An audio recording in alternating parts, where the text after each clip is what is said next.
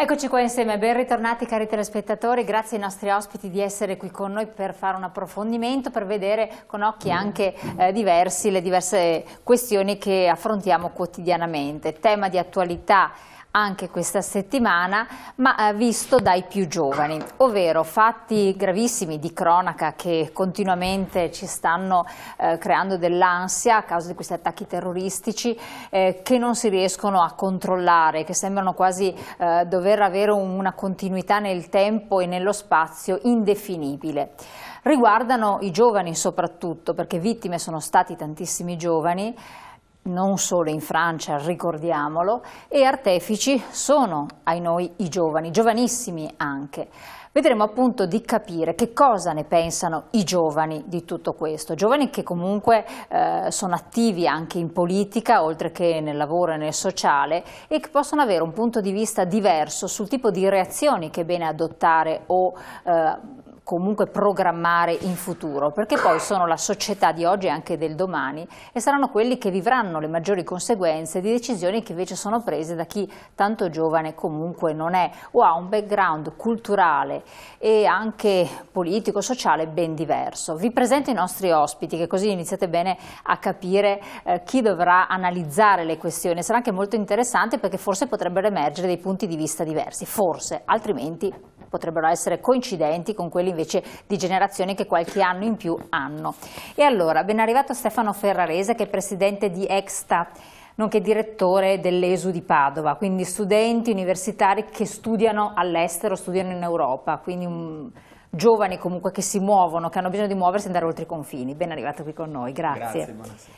Boubacar Niang, che invece è segretario della FLAI CGIL di Padova, grazie di essere qui con noi. Grazie a voi, buonasera.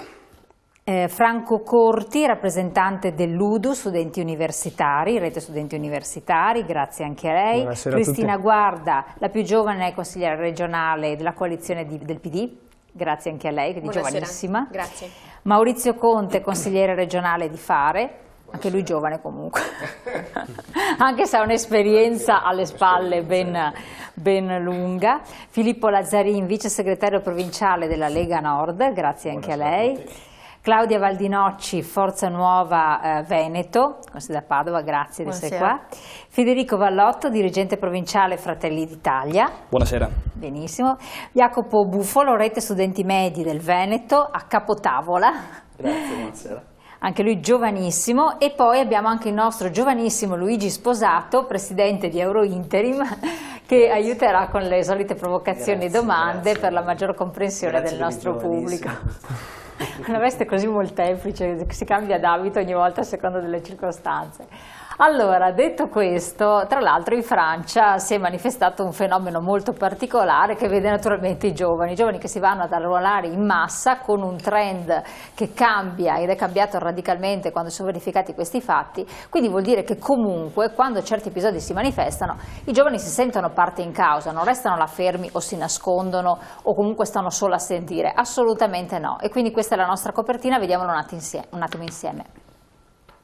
La rabbia e l'impegno, che venga da una reazione emotiva o sia semplicemente un ritrovato patriottismo, non si può dire.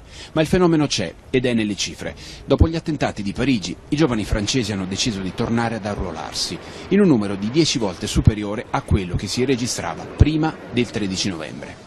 E poco male che il centro di reclutamento oggi resti chiuso, perché il grosso delle candidature arriva via internet. Ogni giorno 1500 ragazzi chiedono di entrare nell'esercito francese. Il nome del sito internet è tutto un programma. S'engager, impegnarsi, darsi da fare per il paese, per la sua sicurezza, diventa una vocazione. Sì, penso che potrei farlo. L'importante è non farlo sull'onda dell'emozione, ma dopo aver ben riflettuto, perché è un impegno forte.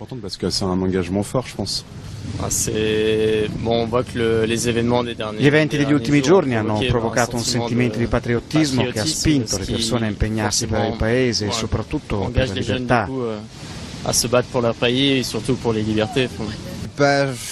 Non sono molto favorevole perché la violenza genera altra violenza. Quindi non mi sembra una buona idea. Non è così che si risolve il problema. Entro la fine dell'anno l'esercito prevede 160.000 richieste contro le 120.000 dell'anno scorso. I posti disponibili sono circa 15.000 quest'anno, ma la promessa di Hollande dopo le stragi di tornare ad investire pesantemente nella difesa lascia pensare che il numero possa essere destinato a crescere. Il paese chiama, i ragazzi rispondono, passa anche da qui la reazione della Francia. Ed eccoci, allora io direi proprio partire da questo spunto, impegnarsi, giovani che si vogliono comunque impegnare, che vogliono essere parte attiva e che non se ne escludono da questa situazione, che in altri casi invece si vedevano un po' in secondo piano, anche se comunque uno segue i media, non è che si vedano tanti giovani tirati fuori proprio e interpellati. Questo è stato uno dei servizi che con difficoltà abbiamo trovato dove erano stati intervistati i giovani, al di là di tutto. Cosa ne pensa? E quanto questo può andare però a incrinare degli equilibri di giovani che non hanno confini, perché giovani che studiano in Europa, in Italia, che si muovono. Adesso poi si è parlato anche fine settimana di controllare gli studenti universitari di religione islamica, se non sbaglio, che arriveranno all'Università di Padova, no? Che dovrebbe essere un numero anche importante per monitorare la situazione per paura. Ma innanzitutto ci tengo a ricordare una cosa, che la segreteria di EXTA del Consiglio Europeo per il diritto allo studio sta proprio a Parigi. E quindi permettetemi di ricordare i colleghi che in questo tempo hanno vissuto un periodo di terrore e orrore di fronte a questa situazione. Mi ha colpito molto la parola s'engager, no? Che ha detto questo giovane nel servizio, no? Per chi conosce il francese è una parola forte, no? Come per dire mettersi in mezzo a, cioè cercare di centrare qualcosa in... Perché oggi l'Europa si sveglia con un problema, si sveglia, dico appositamente, con un problema che è un problema molto serio, molto più serio di quello che si aveva percezione fosse, e questo investe tutti i ceti sociali. Naturalmente investe i giovani, perché questi terroristi hanno colpito luoghi di Parigi frequentati da giovani, e questo è un segnale molto chiaro. Allora, per capire la diagnosi, o meglio, per capire la cura è necessario capire la diagnosi, con cosa abbiamo a che fare, con che cosa è necessario conoscere, con chi abbiamo a che fare, che fenomeno è questo che noi chiamiamo ISIS, o che nel mondo arabo chiamano anche Daesh o altre, ma che non conosciamo esattamente, che è solo dato all'opinione pubblica. Allora, nel mondo studentesco è un problema enorme, perché noi, i ragazzi che abbiamo, sono quelli che chiamiamo la generazione Erasmus, cioè sono persone, adulti, perché sono maggiorenni, e dai 18 anni in poi una persona è da considerarsi un adulto, sono abituati a circolare per l'Europa senza confini e in un programma che è l'Erasmus, che gli consente di accedere ai luoghi sia di studio che ai luoghi sociali senza alcuna restrizione. Ma sono la generazione dei senza confini, tra l'altro, perché sono maturati in un contesto dove Schengen esatto. esisteva. È anche una generazione che non ha avuto sufficiente percezione di cosa succede al di fuori di questi confini. Ricordiamoci che noi siamo dentro un'esperienza che è straordinaria, che è l'Unione Europea, per cui i nostri popoli si sono battuti enormemente per poter dare questa libertà di girare da un paese all'altro. È una libertà per cui i nostri popoli hanno speso molto, si sono spesi molto, ed è stata veramente una fatica immane. Oggi non è più così, oggi non è più possibile questa libertà. Perché? Perché abbiamo un problema di sicurezza molto grave, e quindi è da prendere in considerazione bene non tanto la possibilità di viaggiare e passare da un paese all'altro liberamente, che questo è un valore e deve rimanere tale, ma le modalità con le quali si passerà da un paese all'altro cambieranno sicuramente, ahimè, anche nel mondo studentesco, perché abbiamo una priorità oggi che non esisteva ieri, e che è la sicurezza.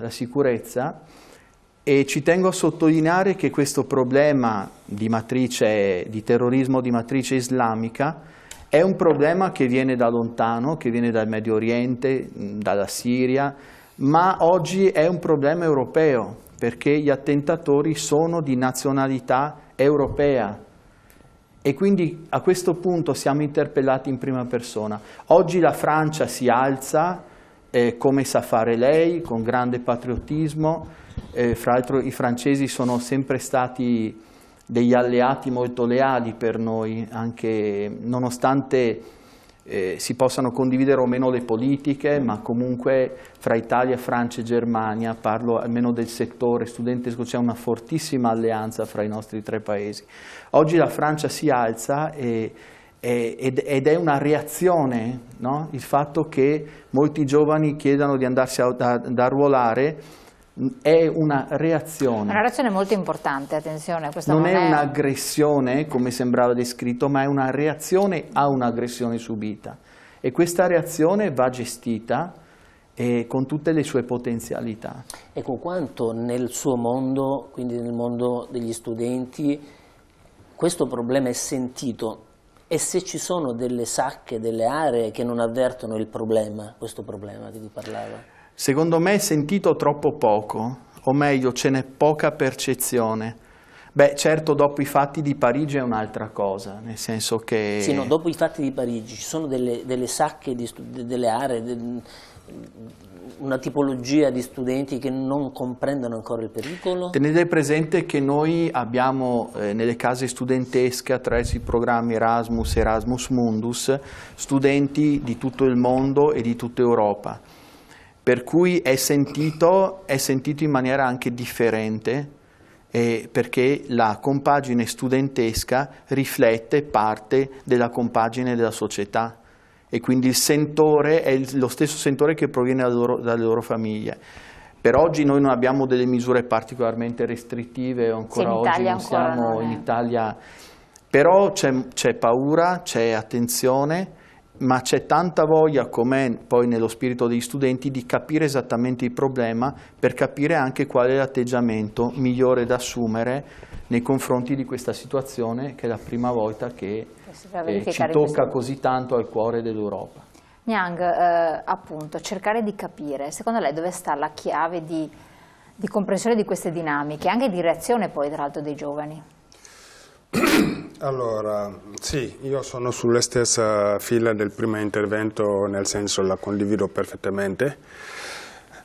La vedo positivo da un lato il fatto che hanno fatto un segnale di patriottismo, però preoccupato per il futuro di questo mondo e di questa Europa, perché effettivamente stiamo attraversando per momenti molto difficili per ognuno di noi. Tanti sono persi perché non sanno dove... Non abbiamo mai avuto il coraggio di parlarne tra di noi adulti, figuriamoci con gli studenti, figuriamoci, non ne abbiamo mai parlato e la gente raccoglie sui giornali, su internet, su Facebook, su televisione, questo è un problema. Però io sono preoccupato entrambi su due lati, nel senso sono preoccupato di questo fenomeno che mette terrore a tutti noi, al futuro, ai giovani e tutto. Ma anche sono preoccupato quando la gioventù pensa solo a arruolarsi perché è stato aggredito e deve rispondere un futuro o deve avere, invece noi abbiamo anche bisogno di un futuro di tanti professori, di dottori, cioè, dobbiamo anche dare cultura e educazione, ma non solo sulla reazione, sull'emozione, sulla difensiva. Quindi io sono positivo nel fatto che il patriottismo è saltato e questo deve essere. Però sono preoccupato perché questo non deve essere la risposta. Come non deve essere la risposta, noi che possiamo essere i presunti, diciamo, obiettivi di chi fa questa... non dobbiamo dividersi, perché dico noi, perché tra di noi gente normale che non condivide questo sistema di fare guerra, che non divide questa religione, che siamo di qualsiasi religione, se non capiamo bene questo, anche ci fanno terrore e si dividono, questo anche diventa un problema. Quindi abbiamo un problema dei gioventù che devono capire veramente cos'è questo, come affrontarlo. Questo lo facciamo attraverso l'educazione, attraverso... Voi, come Fly CGIL, cosa state facendo in questo momento di concreto per riuscire ad andare in questa direzione che dice? Allora, noi come sindacato abbiamo l'opportunità di parlare con i lavoratori, di fare l'assemblea. per fortuna ancora che giriamo molto e contattiamo molta gente. E cosa ne pensi? Come reagiscono a questa situazione? Cioè scatta un meccanismo di odio, di avversione, perché poi tra l'altro nel mondo dei lavoratori, delle aziende c'è un mix culturale incredibile. Allora, se devo dire la verità, ci sono tutte e due risposte purtroppo.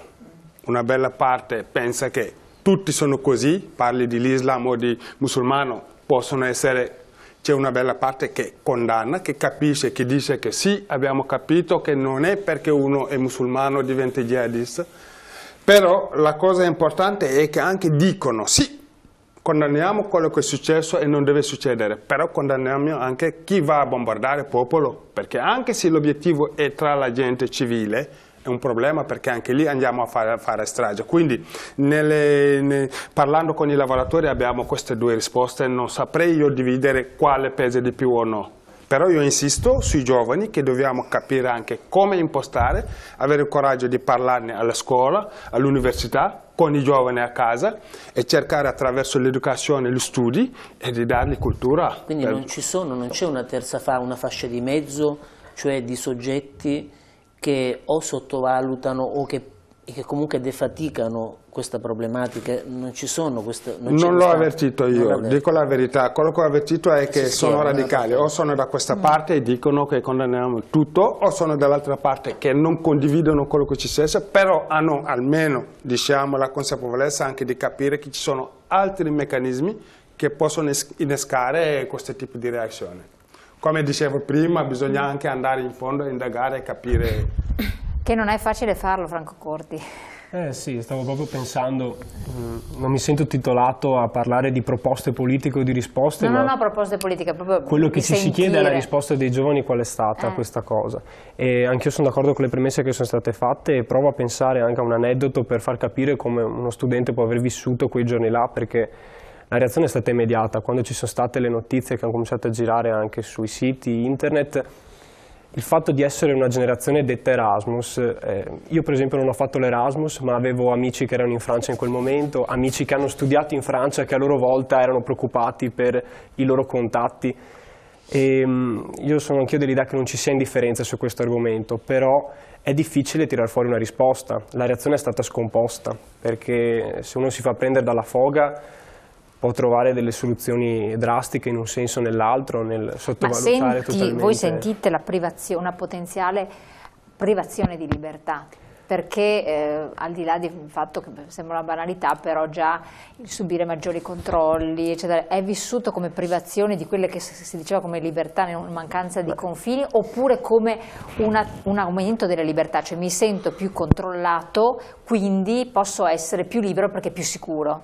Cioè, perché poteva accadere, è accaduto in Francia, non andiamo ad analizzare le logiche, poteva accadere in Italia o poteva accadere in qualsiasi altro paese, a Londra, non c'entra dove, è successo anche in un'altra città in Africa, abbiamo visto anche l'aereo coinvolto dei russi, sono sempre persone, cioè, certo. La Russia si è arrabbiata molto di quel che è successo ed è stato un attentato rivendicato. La popolazione giovanile si è accorta della differenza, lo sente perché appunto siamo cresciuti con Schengen, per cui senza avere i controlli e le code alle frontiere, essere riconosciuti come cittadini europei e poter girare senza confini. E quando ti trovi in Francia, devi rientrare, ti dicono no aspetta, stiamo controllando perché c'è una questione di emergenza, ti rendi conto che quella che per te è stata un'abitudine e a volte forse un principio, una realtà data per scontata, in realtà non lo è ed è qualcosa di difficile da difendere e da portare avanti, però è stata sensibile. Cioè, ma a parte magari il suo caso, no? Però è più una restrizione percepita in questo momento o una restrizione reale per quello che è di sua conoscenza, a parte le sue esperienze personali, diciamo, per le persone che le stanno intorno? Ma in questo momento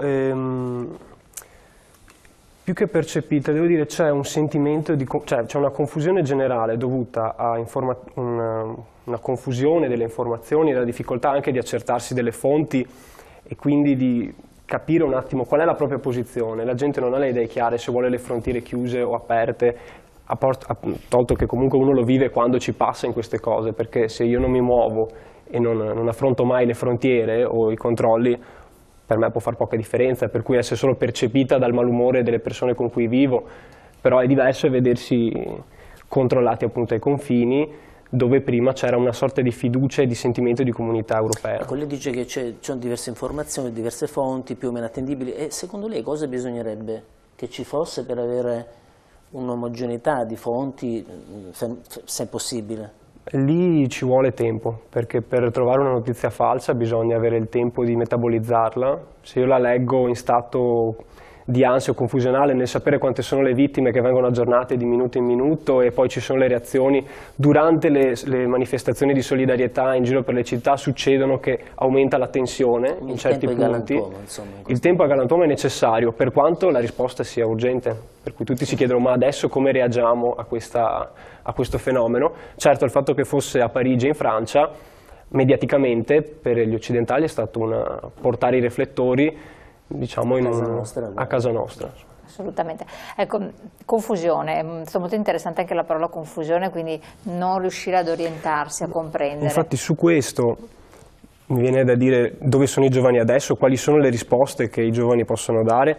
All'Università di Padova ha 66.000 studenti, le opinioni sarebbe difficile trovarne una e la più corretta fra queste.